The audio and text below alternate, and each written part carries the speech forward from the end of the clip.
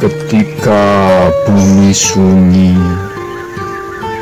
Tuhan meramaikannya dengan tangisan bayi. Lalu bumi ternoda oleh jejak-jejak kaki. Ketika semesta menolak tawaran untuk menjadi penguasa-penguasa bumi, anehnya manusia menyanggupi. Bumi dihamparkan dan langit menaungi, hujan diturunkan dan pohon ditumbuhkan, daun merekah dan pohon pun berbuah. Dan ketika sawah ladang dibentangkan, manusia pun mulai mengeksplorasi. Sementara bayi-bayi terus lahir memenuhi bumi. Tiada pilihan kecuali mengeksploitasi. Bumi pun mulai batuk-batuk oleh asap industri, berladang pindah, membakar hutan. Tontonan yang biasa di sini, tak sadar terjadi degradasi dan kerusakan besar di muka bumi.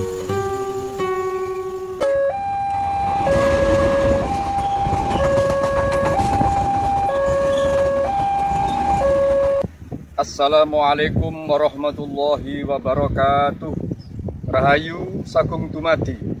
Semoga rahmat tercurah kepada segenap kehidupan. Pecinta channel Babat Bumi Jawa, kita telah melewati masa kanak-kanak, masa pubertas, masa dewasa, masa tua, sampai menjelang ajal. Banyak di antara kita yang tidak menyadari bahwa sesungguhnya kita telah dirancang sedemikian sempurnanya oleh Allah Subhanahu wa Ta'ala dalam penciptaan, dan begitu lahir ke dunia, kita langsung dinobatkan sebagai penguasa-penguasa di atas bumi. Sungguh luar biasa karunia Tuhan kepada kita. Allah Subhanahu wa Ta'ala telah menobatkan kita manusia, warga bumi, agar menjadi penguasa-penguasa di atas bumi.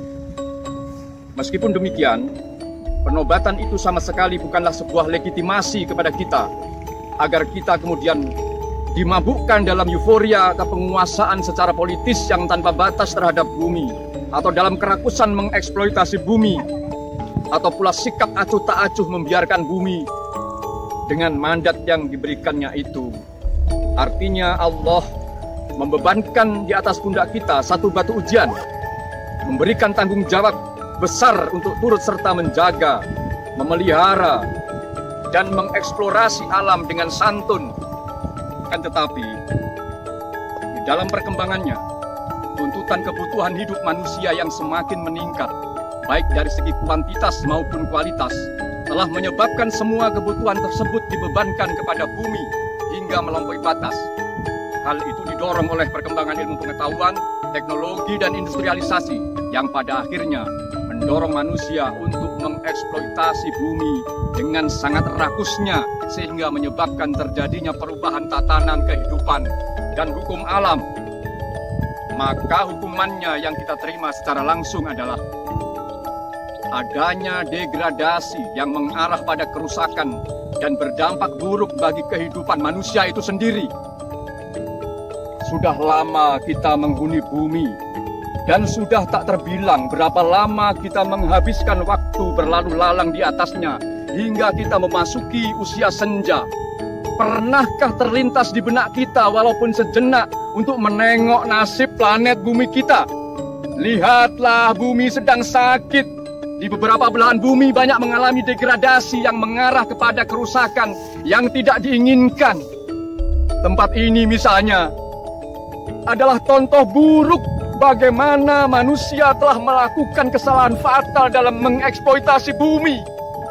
Berhektar lahan dan hunian yang sudah tertata baik serta-merta lenyap tertimbun oleh semburan lumpur akibat kecerobohan manusia dalam mengeksploitasi kandungan bumi. dan kerugian harta benda tak terelakkan lagi. Tuhan telah melarang manusia agar tidak membuat kerusakan di bumi. Dan konsekuensi atas pelanggaran akan larangan itu adalah dosa. Bukan hanya itu, kerusakan di bumi akan ditanggung akibatnya oleh seluruh manusia, sekalipun ia tidak turut melakukan dosa. Maka iblis si pendendam kepada manusia menari-nari kegirangan demi melihat musuhnya terjerumus ke dalam dosa dan kesengsaraan.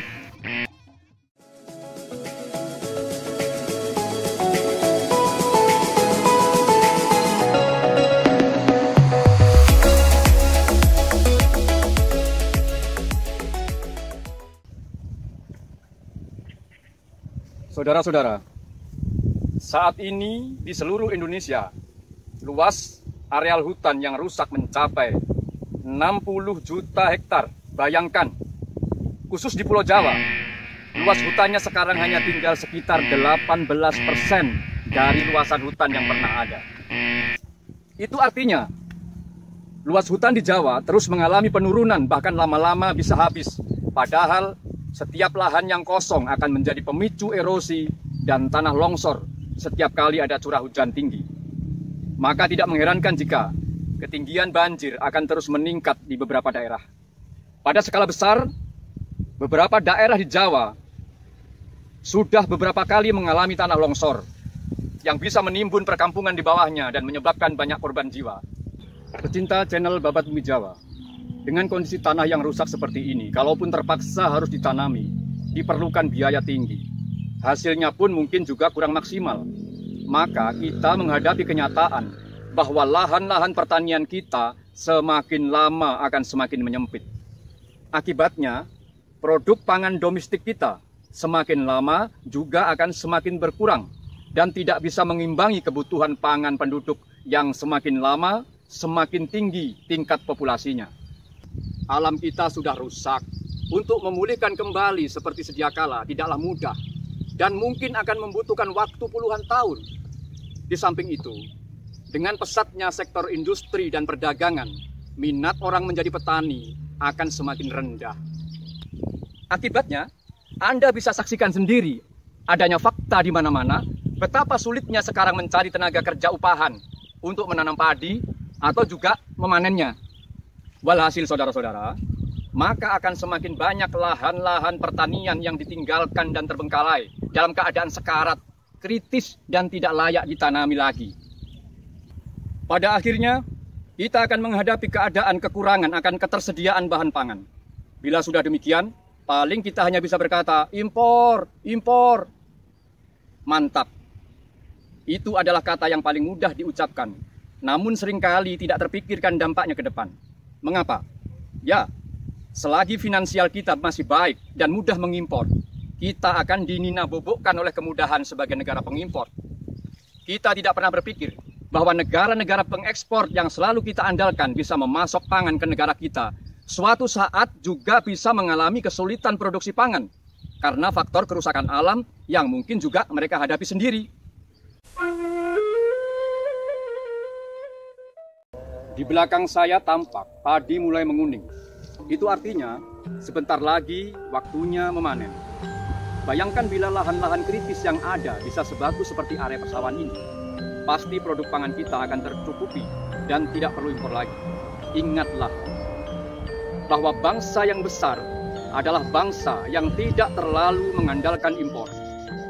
Sekarang terserah kita mau menjadi bangsa yang besar atau menjadi bangsa yang kerdil, yang masih seringkali mengeluh akan ketersediaan beras, gula, tempe tahu, minyak goreng, dan sebagainya, dan sebagainya.